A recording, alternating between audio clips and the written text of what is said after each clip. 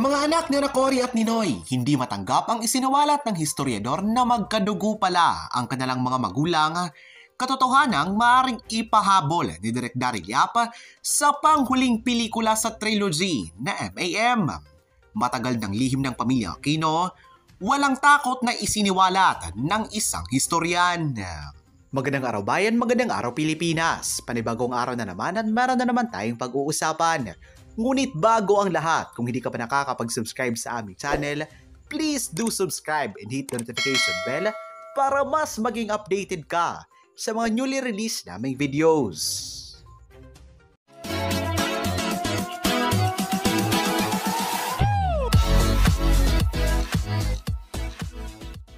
Hindi makapaniwala ang publiko sa ibinunyag ng isang historiador hinggil sa ibinaong lihim ng pamilya Aquino na kumpirmadong magkabag-anak pala ang mag-asawang Cory Aquino at Ninoy Aquino.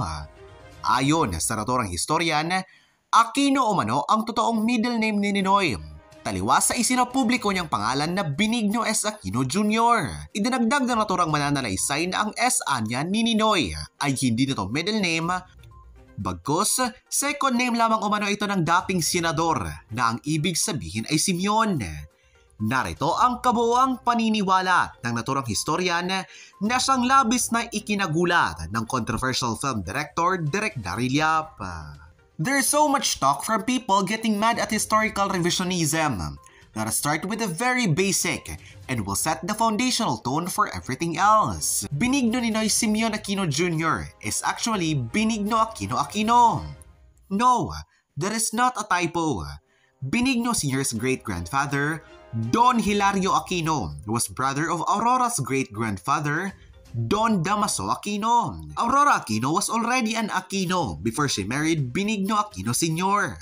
But for some reason, this information is so rarely available everywhere you look. Not in the books, not in the profiles of the news outlets, not everywhere. The 500 pesos banknote reflects Benigno S. Aquino Jr. and BSAG signature. The name Simeon is a second name, not his middle name, not his mother's surname. The only time someone used a second name as their middle name is Manuel Alquezon Luis, but then again, he lived in a time where the maternal surname is indicated as E. Molina, a Spanish custom. Ninoy Aquino Aquino had no reason to hide his middle name, but people caught on when they were suspicious on his descendants' certain mental and health difficulties. People do not marry your relatives. You do not know if you carry genetic defects that might be amplified by doing so. History is like chismis. This kind of chismis where the ruling family control which truth is revealed to the public and which is not. Samantala, narito naman ang mga pinakakatagong lihim ng pamilya Aquino na umalingaw-ngaw bunga ng pananaliksik ng tanyag na direktor. Magandang gabi sa inyo, MJ and Admar. Kita nyo naman agad-agad. Direk, pasensya na sa super very late advice. Pero sir, kamusta po ang ikalawang araw at unang araw po ng pagsasapubliko? Pagsasapubliko na yung pelikula, Martyr or Murderer. Kamusta po ang pagtanggap ng naratibo na inyo pong ipinakita sa taong bayan? So far, so warm. No, this is the typical trajectory of a box office film in a normal landscape. No, kasi what happened with Made in Malacanang is very phenomenal. But you know, we can't help but compare, of course. But this one is, you know, having less than Made in Malacanang is 21 million on its first day, and Martyr or Murderer is nearing 15M. So ano siya anong tawag dito? In a normal, you know, in a normal screening, in a normal film viewing, it's already a box office, and we are very thankful for that. Wow, alupit. At talagang yung unang movie po ninyo, Made in Malacanang, MIM at sinundan po ng MOM, and we believe na meron pong third sequel po ng inyong pong series ay tatanggapin po ng taong bayan. Direk, para po sa mga hindi pa nakakapanood po ng inyong pong pelikula, ano po ba ang narrative po ng mensahe na inyong pong ipababatid at lalo po sa mga nagsasabi na historical revisionism raw itong inyong pelikula? Ang natatanging mensahe lamang ng aking pelikula, maging ng unang pelikulang Made in Malacanang hanggang dito sa Martyr or Murderer at sa paparating na ikatlo na Mabuhay Aloha Mabuhay, ay ang pagraratipika ng ating kasaysayan, ang pagsasaayos ng ilang detalye, pagkukumpleto ng mga nawawala o ng mga patlang sa ating kasaysayan. Hindi ko masasabing ito ay revisionism sapagkat wala ka namang babaguhin doon sa mga inimbento nila. Hindi namin pinapakailaman yung mga trip nila, no, MJ. Pero dapat pakailaman yung trip namin, kumbaga. No, ito ay pagbibigay lamang ng kabilang panig na kung ano nangyari. Ay sa tingin ko naman, no, kung pag-uusapan ng kalayaan magkwento, kung pag-uusapan ng kalayaan bumuo ng pelikula, yan sabi nga nila ipinaglaban daw nila ang demokrasya. Pero kung sila mismo ang nagbibintang ng revisionism para hindi maipalabas ang isang pelikula, naging sila ang mga halimaw na nais nilang puksain. Direk, marami po nang papatanong sa ating pong chat box, totoo ba na nanligaw si Ninoy kay Imelda? Bagamat kasama sa pelikula, opo, totoo. At bahagi po ng pelikula yan. Kung gusto nila malaman kung paano nanligaw, kailan at saan, maaari po nilang panoorin ang Martyr or Murderer sa 250 cinemas sa buong Kapuluan. Akala ko sasabihin mo lang yun. Admar, ikaw muna. Oo. Shinare mo yung post ng kilalang political analyst na si Prof. Antonio Contreras sa Direk Daryl. At dito sa kanyang post, yun nga, pumunta sila sa isang sinihan dito sa SM para manood ng Martyr Murderer.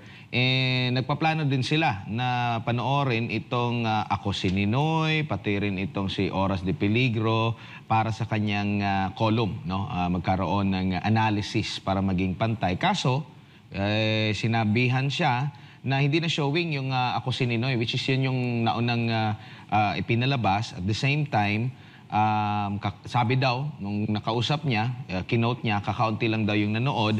At the same time, itong Oras de Peligro naman, yung nakausap niya, namimiligro din daw na baka ma-pull out na rin.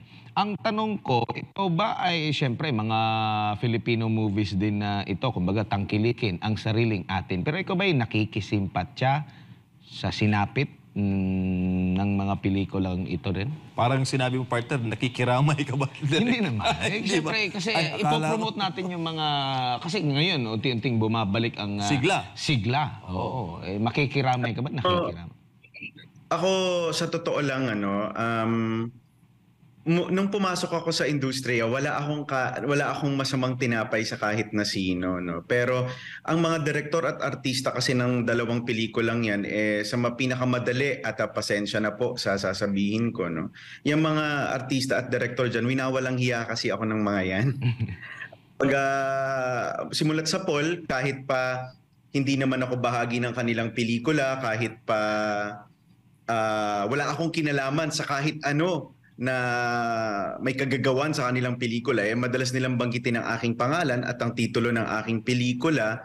Kung ang tanong ninyo, nakikisimpatya ako, siguro ang pakikisimpatya ko at ang pagkakaroon ko ng katiting na kalungkutan ay para na lang doon sa mga manggagawa sa kanilang pelikula na umaasa rin na sana'y maging matagumpay ang pelikula nila para masundan o di naman kayo magkaroon ng karagdagang trabaho sa mga nasa likod ng kamera, sa mga utility, sa mga ilang mga responsableng artista, sa tumulong, no, para mabuo ang pelikula. Siguro doon na lang, pero dito sa mga direktor at mga artista nila, no, magiging plastic ako, Admar, kasi sasabihin ko na nasasaktan ako para sa mga Easy, chill. Easy. Itong sunod na tanong ko, naalala ko rin direct nung nagkaroon po ng debate, no? Iba't ibang mga himpilan nagkaroon ng debate.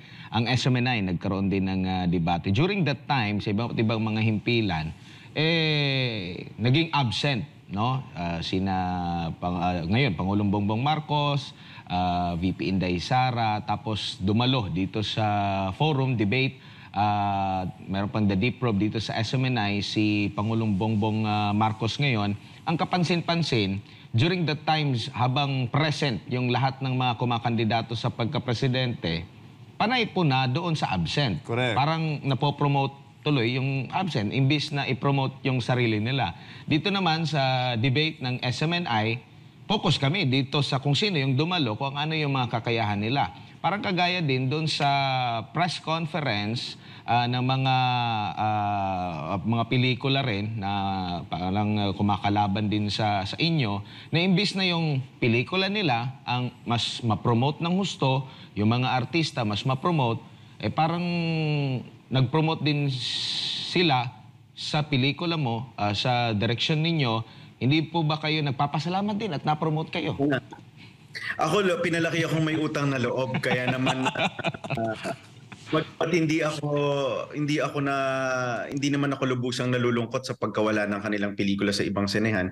Ako naman yung nagpapasalamat sa atensyon. Alam nyo kasi, MJ, Admar, yan kasi ang kinalakihan nilang uri ng pagkatok sa atensyon ng ating mga kababayan. Himbis na sila ay bumuo, sila ay naninira. No? Sa napakatagal na panahon, yan ang naging kalakaran, hindi lamang sa pagbabalita, kundi maging sa industriya ng paggawa ng pelikula, na kung may gusto silang pag-usapan, ay gagawa sila ng mga inventong promotional material, mga paintriga, o hindi naman kaya ay mambubuli sila ng mga kasabay nilang pelikula. Nagkataon lang na iba na ngayon, no? Meron ng social media, meron ng SMNI para sa mainstream, at meron na rin tayong mga vloggers na mas pinapakinggan na ngayon kaysa sa mga pinapakawalan nila na ideya o gawang paninira sa tabloid at iba pang uri ng media. Siguro hindi ko rin sila masisisi sa ganyang nakasanayan nila, dahil kayo na rin ang nagsabi, no, hindi nila kayang mag-promote ng pabuo. Kailangan ang promosyon nila pasira sa kalaban. Nakita na to ng ating mga kababayan, at palagay ko ay nauumay na sila dito, kaya sila na mismo ang nagdedesisyon para hindi pa maging malawig o hindi mas makapangyarihan ng ganitong ugaling dapat matagal na nating kinalimutan. Dahil ano na ngayon it's a new day and age, and the Filipino people is very much capable, and the internet is very accessible. Once you say things, it's recorded. You cannot really delete it or deny it the second after you say it. So we are just so thankful, no? Yung pagbibigay naman nila ng atensyon, bagamat hindi magaganda ang mga sinasabi nila sa akin, matatalino ang ating mga kababayan, ang ating mga manonood, at sila na mismo ang humuhusga, tumitimpla kumbaga sa mga pinagsasasabi nila. Anong masasabi niyo ukol rito, mga kababayan?